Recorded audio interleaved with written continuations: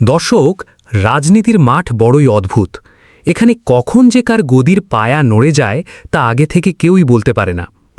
যে নেতা দীর্ঘ ৯ বছর পর দেশে ফিরে তুমুল জনপ্রিয়তার শিখরে ছিলেন, যাকে নিয়ে রাজনৈতিক পাড়ায় গুঞ্জন ছিল যে তিনিই হতে যাচ্ছেন দেশের পরবর্তী প্রধানমন্ত্রী, সেই দাপুটে নেতার দিকেই কিনা আজ ছুড়ে দেওয়া হলো ভুয়া ভুয়া স্লোগান। রাজধানীর পল্লবীতে ছোট্ট রামিসার মর্মান্তিক বিদায়ের পর সাধারণ মানুষের ক্ষোভের আগুনে যেন রীতিমতো ঘি পড়েছে। আর এই ক্ষোভের সরাসরি টার্গেট হয়েছেন বর্তমান স্বরাষ্ট্রমন্ত্রী সালাউদ্দিন আহমেদ। রামিসার এই হৃদয়বিদারক ঘটনার পর যখন চারপাশের বাতাস ভারী, ঠিক তখনই পরিস্থিতি সামাল দিতে চরম তোপের মুখে পড়েন তিনি। আর এই তোপের ধাক্কা শুধু ঢাকাতেই সীমাবদ্ধ থাকেনি, এর কাঁপুনি গিয়ে পৌঁছেছে খোদ দিল্লির সাউথ ব্লকেও।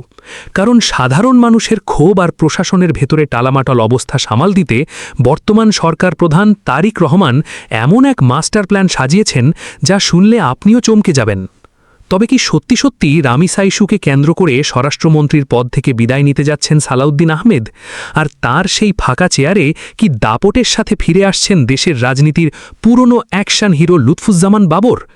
আজ আমরা বিশ্লেষণ করব কিভাবে একটি অনাকাঙ্ক্ষিত ঘটনা দেশের রাজনীতির পুরো হিসেব নিকেশ পাল্টে দিচ্ছে, আর কেন লুৎফুজ্জামান বাবরের ফেরার খবরে ওপারের বাংলার নেতাদের রাতের ঘুম হারাম হয়ে গেছে।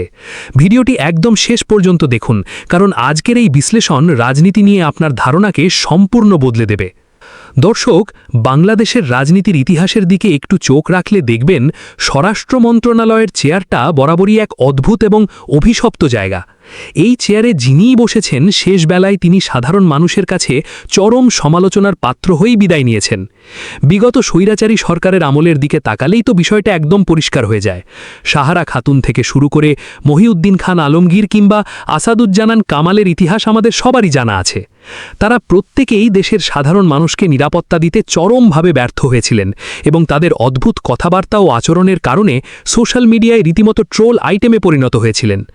তাদের এই পতনের ধারাবাহিকতা যেন একটা নিয়মে পরিণত হয়েছিল, কিন্তু বর্তমান সময়ে এসে এই নিয়মটা যেন আরও অনেক বেশি সুপার স্পিডে কাজ করছে।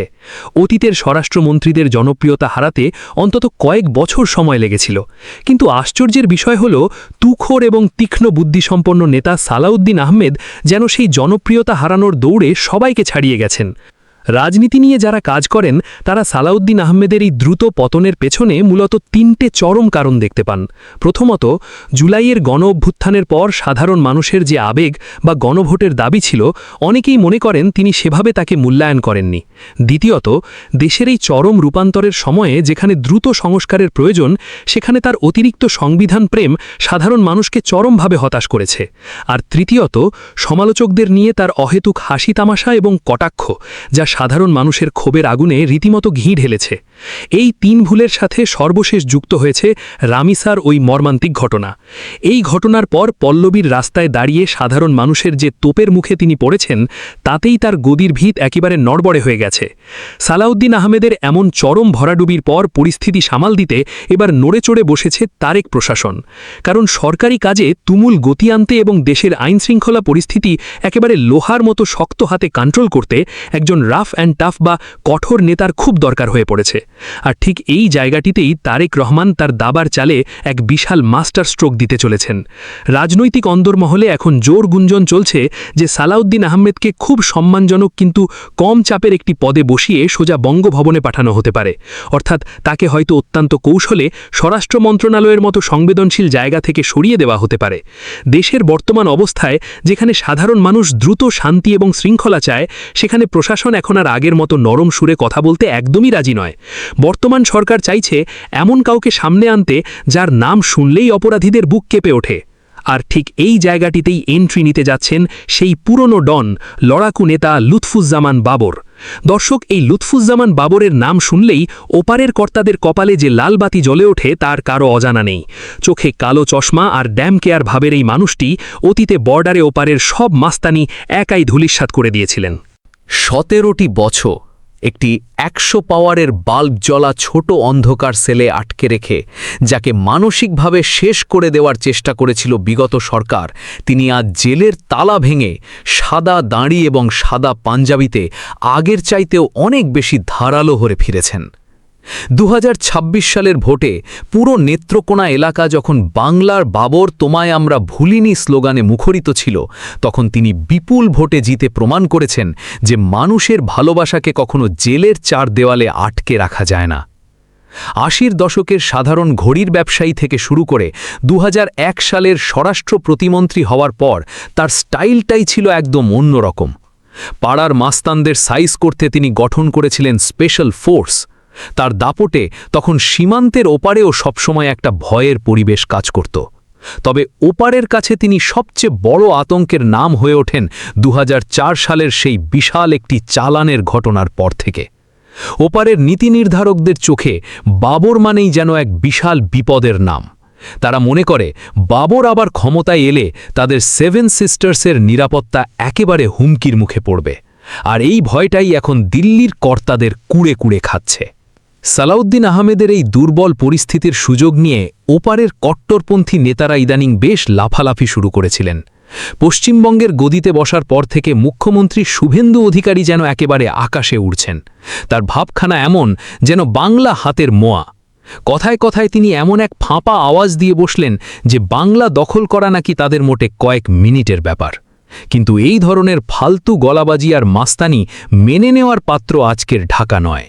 শুভেন্দুর এসব দাদাগিরি আর ফাঁকা আওয়াজের পরক্ষণই স্পিকার মেজর হাফিজ এমন এক কড়া ধমক দিয়ে বসলেন যে দিল্লির বাঘা বাঘা নেতাদেরও পিলে চমকে গেছে। তিনি একেবারে সাফ জানিয়ে দিয়েছেন, ভারতের তো দূরের কথা, খোদ আমেরিকা বা ট্রাম্পেরও সাহস নেই এই দেশ দখল করার।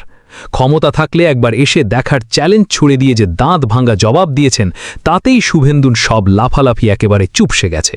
দর্শক, শুভেন্দুর এসব ফাঁকা মাস্তানি আর দেশের ভেতরের টালমাটাল অবস্থা সামাল দিতেই মূলত তারেক সরকার এই নতুন মাস্টার প্ল্যান হাতে নিয়েছে। পল্লবীর বুকে ঘটে যাওয়া সেই হৃদয় বিদারক ঘটনা প্রমাণ করে দিয়েছে যে নরম নীতির দিন শেষ।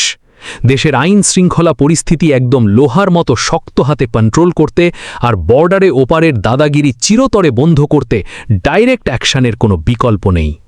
খুব কাছের সূত্রগুলো বলছে, বাবর মন্ত্রিসভায় ফিরলেও হয়তো শুরুতে একেবারে ফুল পাওয়ার নিয়ে স্বরাষ্ট্রমন্ত্রী হতে পারবেন না, তবে উপমন্ত্রী বা এই মন্ত্রণালয়ের কোনো বড় জায়গায় তাকে বসানো প্রায় নিশ্চিত। বর্ডার কন্ট্রোলের এই পুরনো বস যখন নিজের ফর্মে ফিরবেন, তখন শুভেন্দুকে যে একেবারে দৌড়ের ওপর থাকতে হবে এটা একেবারে পাক্কা। বাবর মাঠে নামলে সীমানায় জমি দখলের যে নোংরা খেলা শুরু হয়েছে, সেই খেলার মাঠই উল্টে যাবে। ভারত এখন বেশ ভালো করেই বুঝতে পারছে তাদের চারপাশের পরিস্থিতি আর তাদের হাতের মুঠোয় মায়। দর্শক, রামিসার ঘটনার পর সালাউদ্দিন আহমেদের এই সম্ভাব্য বিদায় এবং লুৎফুজ্জামান বাবরের ফিরে আসার গুঞ্জন নিয়ে আপনাদের কি মতামত? বাবর কি পারবেন দেশের অভ্যন্তরীণ শৃঙ্খলা এবং সীমান্তের নিরাপত্তা আবারও সেই পুরনো শক্ত হাতে ফিরিয়ে আনতে? আপনাদের অত্যন্ত তীক্ষ্ণ এবং যৌক্তিক বিশ্লেষণ আমাদের কমেন্ট বক্সে বিস্তারিতভাবে লিখে জানান। দেশ বিদেশের রাজনীতি, কূটনীতি এবং এমন সব এক্সক্লুসিভ খবরের মেগা ডকুমেন্টারি সবার আগে পেতে চ্যানেলটি এক্ষুনি সাবস্ক্রাইব করে বেল আইকনটি বাজিয়ে রাখুন। সত্যের পক্ষে অবিচল থাকুন, সব সময় নিরাপদ থাকুন। আল্লাহ হাফিজ।